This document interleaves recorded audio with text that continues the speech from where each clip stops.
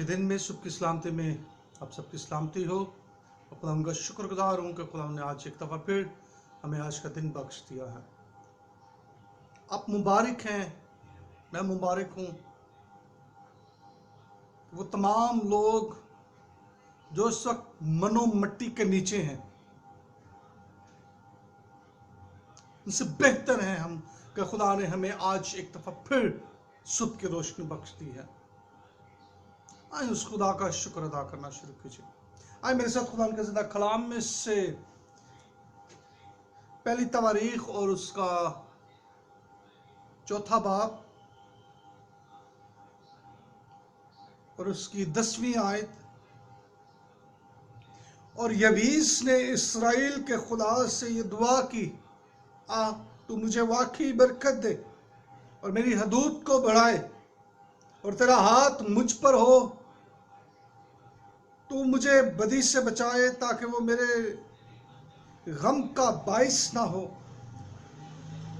और जो उसने मांगा खुदा ने उसको बख्शा। खुदा के जिंदा कलाम का पढ़ा और सुना जाना हम सबों के लिए बाइस से बरकत हो। खुदा आज अजीजों, आज हमारा टॉपिक है कि अपनी लानत को बरकत में तब्दील करे, अपनी खानदानी लानत को बरकत में तब्दील करे, अपनी नाकामी को कामयाबी में तब्दील करे। यीशु ने अपने लोगों को यह इख्तियार दिया है कि जाओ सांपों और बिच्छुओं को कुचलो। यह एक बहुत बड़ा इख्तियार है जो यीशु ने अपने लोगों को दिया है। आए आज उस इख्तियार को इस्तेमाल करते हुए, लानत भी उन सांपों और बिच्छुओं में शामिल है जिनके बारे में यीशु ने कहा है कि जाओ सांपों और बिच्छुओं को कुचलो। बहुत सारी इकसाम हो सकती हैं, लेकिन उनमें से एक लानत भी है। आए आज लानत को अपने पांव से कुचले और यीशु के नाम से कहें कि मैं आज अपनी लानत को बरकत में तब्दील करता हूं। ये खूबसूरत हवाला, एक खूबसूरत दुआ जो यबीस की दुआ है। और यबीस ने दुआ की और ये पहली तवारीख और उसका चौथा बाब और उसकी 10वीं आयत में कि यबीस खुदा से अपनी दुआ उसके हजूर मांगता है।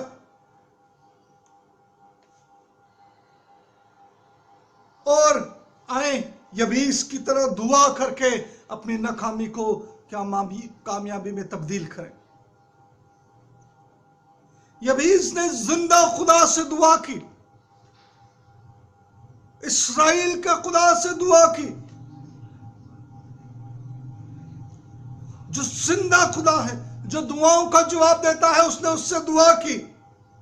उसकी मां ने, यबीस की मां ने उसका नाम दुख रखा, गम रखा। अगर नवी आयत अगर आप देखें तो नवी आयत में लिखा है कि उसकी मां ने उसका नाम यबीस रखा क्योंकि कहती थी कि मैंने गम के साथ उससे जन्म दिया। और यबीस का जो उनसे नाम का मतलब है गम, दुख, तकलीफ।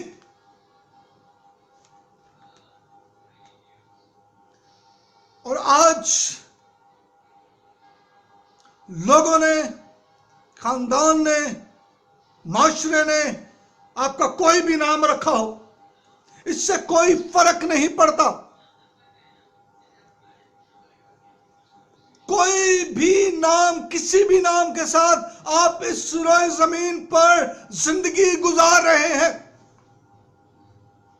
तो आज इस बात को जान लीजिए कि हमारे पास जिंदा खुदा है।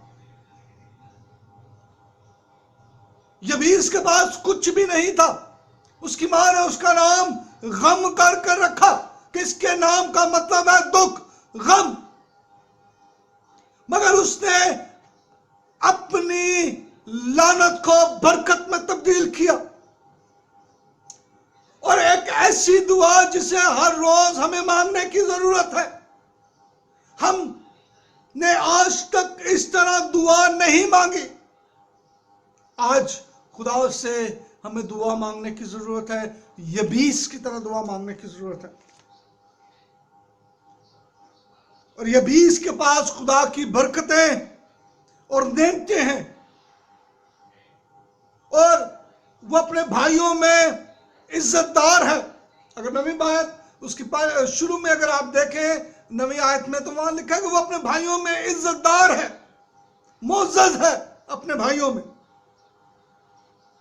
और यबीस क्या करता है? यबीस इस्राएल का खुदा से दुआ मांगता है।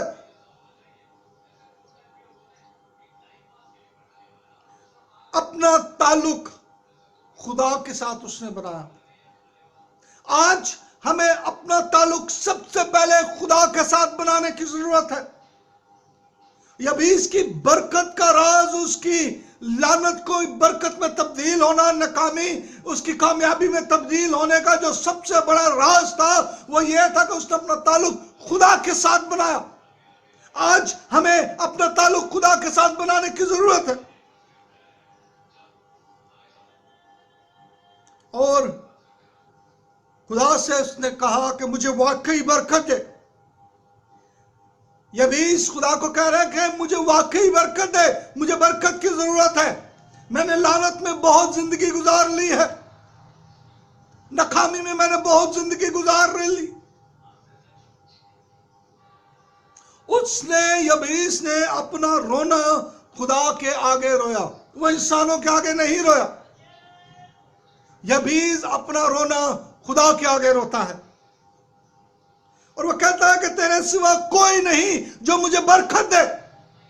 यबीस खुदा को, जिंदा खुदा को कहता है कि तेरे सिवा कोई रोए जमीन पर, आसमान पर कोई ऐसा शख्स, कोई ऐसी हस्ती नहीं है जो मुझे बरकत दे सके, क्योंकि सिर्फ तू ही है जो मुझे बरकत दे सकता है। उसने इस बात को जान लिया था कि लानत उसके सर के ऊपर मुसल्लत कर दी गई है, नाकामी मुसल्लत कर दी गई है। उसे कहा गया है तू फारिग है, तू कुछ नहीं कर सकता, तेरा यहां पर रहना, इस दुनिया में रहना किसी के लिए कोई अहमियत नहीं रखता। अगर आज आपके लिए आप समझते हैं कि इस दुनिया में, इस जगह में जहां पर आप रहते हैं, जिन लोगों में आप रहते हैं, उनमें आपकी कोई जगह नहीं है, तो आज सुबह मैं आपको यह कहना चाहता हूं कि अपना ताल्लुक खुदा के साथ बनाएं, इंसानों के साथ अपना ताल्लुक ना बनाएं, अपना ताल्लुक खुदा के साथ ठीक करें। यबीस ने अपना ताल्लुक खुदा के साथ ठीक किया, और उसने कहा, जब उसने कहा ताल्लुक, उसने जब देखा मेरा ताल्लुक खुदा के साथ ठीक हो गया है, और उसने खुदा से कहा कि मुझे वाकई बरकत दे, तू ही मुझे बरकत दे सकता है।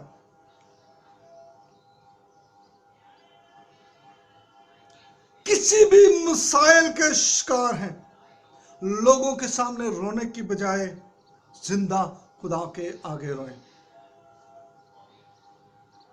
ताकि खुदा हमारे आंखों के आंसुओं को पोंछ दे। मुकाशवा 7 बाब में अगर आप पढ़ें, वहां खूबसूरत बात लिखी है कि वो खुदा, लिखा है कि खुदा अपने लोगों के आंखों के आंसुओं को पोंछ देता है।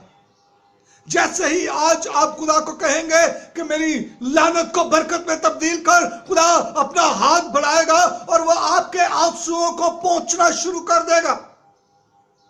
इस बात को भूल जाए,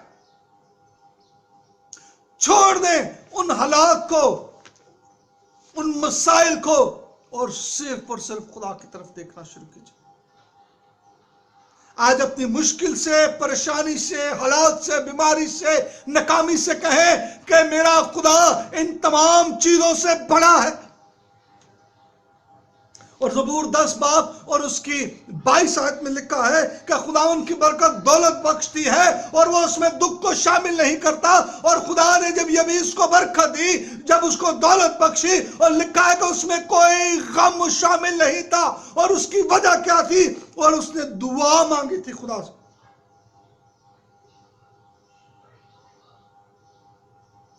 और खुदा जो बरकत देता है उसमें गम, दुख शामिल नहीं होता। ابلیس 3 طریقوں سے جنگ کرتا ہے. ابلیس کے جو جنگ لڑنے کے طریقے ہیں ہمارے ساتھ وہ 3 ہیں. ان میں سے جو پہلا طریقہ ہے وہ میدان میں جس جگہ پر ہے وہ کھلی جگہ پر آپ کو لے جاتا ہے تاکہ آپ کو وہاں پر گھیرے اور جون سا ہے وہ آپ کے ساتھ جنگ کرے. دوسرا طریقہ جون سا وہ استعمال کرتا ہے وہ ہمارے دماغ اور دل کو استعمال کرتا ہے. وہ ہمارے دل اور دماغ کے ساتھ جنگ کھیلنا شروع کرتا ہے. تیسرا طریقہ علاقہ ہے. جس علاقے میں آپ موجود ہوتے ہیں، جن لوگوں کے درمیان آپ موجود ہوتے ہیں، ان لوگوں کے ذریعہ سے، ان افراد کے ذریعہ سے جن کے ساتھ آپ رہتے ہیں، جن کے ساتھ آپ اٹھتے بیٹھتے ہیں، جن کے ساتھ آپ کھاتے پیتے ہیں، وہ ان کے ذریعے آپ کے ساتھ جنگ لڑنا شروع کر دیتا ہے. وہ خاندان میں جنگ لڑنا شروع کر دیتا ہے، آپ کے ساتھ خاندان کے افراد کے ساتھ جنگ لڑنا شروع کر دیتا ہے. ان کے ذریعے ان کو استعمال کرنا شروع کر دیتا ہے. وہ آپ کے بہن بھائیوں کو، رشتہ داروں کو، آپ کی بیوی کو، شوہر کو، وہ کسی کو بھی وہ استعمال کر سکتا ہے آپ کے خلاف جنگ لڑنے کے لیے. اور ابلیس نے دعا کی کہ میری حدود کو بڑھا. جب حدود ہماری بڑی ہوں گی برکت کی تو وہ پورا ایریا آپ کے پاس ہوگا. وہ ابلیس کے پاس وہ علاقہ نہیں ہوگا. وہ میدان ابلیس کے پاس نہیں ہوگا بلکہ وہ خدا کی طرف سے آپ کے اختیار میں ہوگا. اور زبور اس پہلا زبور اور اس کی 8ویں آیت میں لکھا ہے کہ مجھ سے مانگ تو میں قوموں کو تیری میراث اور زمین کے انتہائی سے تیرے ملک. آئے خدا سے مانگیں کہ خدا سے کہیں کہ خدا تو میری حدود کو بڑھا، میری برکت کی حدود کو بڑھا. اور ابلیس کہتا ہے خدا سے کہ تیرا ہاتھ مجھ پر ہو. بہت ہی خوبصورت الفاظ ہیں. ایسی دعا ہم نے نہیں مانگی اور آج ہمیں یہ دعا مانگنے کی ضرورت ہے. یہ الفاظ اپنے منہ سے ادا کرنے کی ضرورت ہے کہ تیرا ہاتھ مجھ پر ہو. کس لیے خدا کا ہاتھ ہو؟ کہ جو مجھے بدی سے بچائے.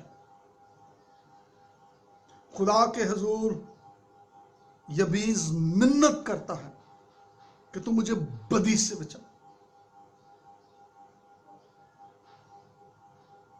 اور دعائے ربانی میں یسوع المسیح نے ہمیں یہ بات سکھائی ہے. ابلیس کہتا ہے خدا سے کہ بدی میرے لیے غم کا باعث نہ ہو. آج خدا سے کہیں کہ بدی میرے لیے، میرے خاندان کے لیے، میری بیوی، میرے شوہر، میرے بچوں کے لیے، میرے ماں باپ کے لیے، میں جن لوگوں کے درمیان ہوں ان کے لیے، میرے خاندان کے لیے. خاندان خدا کی رویا ہے. ازدواج خدا کی رویا ہے. خاندان کے لیے خدا کیا کر بدی غم کا باعث نہ بنے. بدی، غم، دکھ، مصیبت، معاشی بدحالی کو آج خدا سے کہیں خدا تیرا ہاتھ مجھ پر ہو اور یہ تمام چیزیں میری زندگی سے جاتی رہیں. یہ لعنت کی جون سی چیزیں ہیں یہ میری زندگی سے جاتی رہیں. اور اسی لیے ابلیس نے دعا کی کہ تو مجھے بدی سے بچا. اور وہ کہتا ہے بہت ہی خوبصورت بات کہ تو مجھے برکت دے، میری حدود کو بڑھا، تیرا ہاتھ مجھ پر ہو جو مجھے بدی سے بچائے تاکہ وہ میرے لیے غم کا باعث نہ ہو. اور آخری جو سی بات ہے، جو آخری بات ہے وہ یہ ہے، خدا سے وہ کہتا ہے کہ جو کچھ اس نے خدا سے مانگا ہے خدا نے اس سے دیا ہے، اس سے ملا. اور لکھا ہے کہ جو اس نے مانگا خدا نے اس کو بخشا. خدا بخش دیتا ہے اپنے لوگوں کو. اور جب خدا سے نہیں مانگتے، دنیا سے مانگتے ہیں، تو آج اس بات کو بھی جان لیں کہ خدا بھیک مانگنے والوں کو پسند نہیں کرتا. آپ اختیار کے ساتھ، کیونکہ ہم خدا کے بیٹے اور بیٹیاں ہیں، آج اس اختیار کو استعمال کیجیے. اس اختیار کو استعمال کرتے ہوئے خدا سے کہیں، اپنا حق جتائیں کہ آپ اس کا بیٹا ہیں، آپ اس کی بیٹی ہیں، آپ اس کے خاندان کے افراد ہیں. آج اس اختیار کو استعمال کیجیے کہ آپ اس کے بیٹے اور بیٹیاں ہیں، اور بیٹوں کی طرح اپنا حق مانگنا شروع کیجیے. اور جب آپ بیٹوں کی طرح سے خدا سے اپنا حق مانگنا شروع کریں گے، جب بیٹوں کی طرح سے کہنا شروع کریں گے، تو عزیزو، یہ میرا ایمان ہے کہ جو کچھ یبیس نے مانگا، لکھا ہے بائبل مقدس میں، جو کچھ یبیس نے مانگا ہے وہ اسے ملا ہے. اور خدا آپ کی لعنت کو، میری لعنت کو، کلیسیا پاکستان کی لعنت کو، ملک پاکستان کی لعنت کو برکت میں تبدیل کرنے کی قدرت رکھتا ہے. وہ ہماری ناکامیوں کو کامیابیوں میں تبدیل کرنے کی قدرت رکھتا ہے. اور میرا ایمان ہے کہ جیسے ہی ہم خدا سے یہ دعا مانگنا شروع کریں گے، اور جو یبیس نے مانگی کہ خدا تو مجھے واقعی برکت دے، میری حدود کو بڑھا، تیرا ہاتھ مجھ پر ہو جو مجھے بدی سے بچائے، تاکہ بدی میرے لیے غم کا باعث نہ ہو. اور لکھا ہے کہ جو کچھ اس نے مانگا خدا نے اسے دیا. آئیں خدا سے مانگنا شروع کیجیے، آئیں دعا مانگنا شروع کیجیے. خدا آسمانی باپ، میں آپ کا شکر، آپ کی تعریف کرتا ہوں کہ تو بھلا خدا ہے، تو چنگا خدا ہے.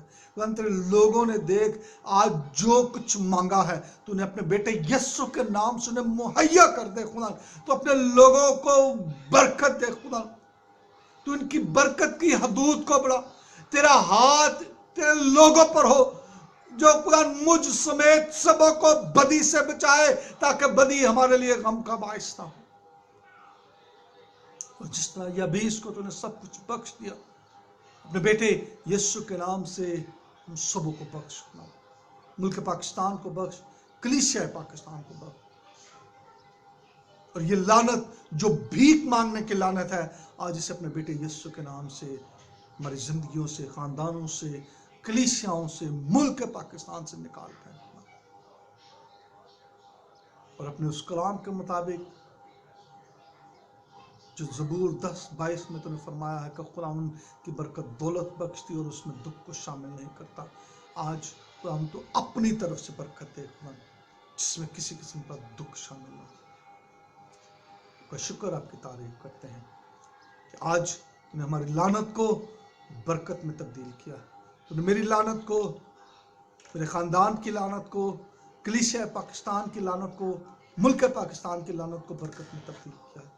آپ کا شکر، آپ کی تعریف کرتا ہوں. یسوع کے نام سے.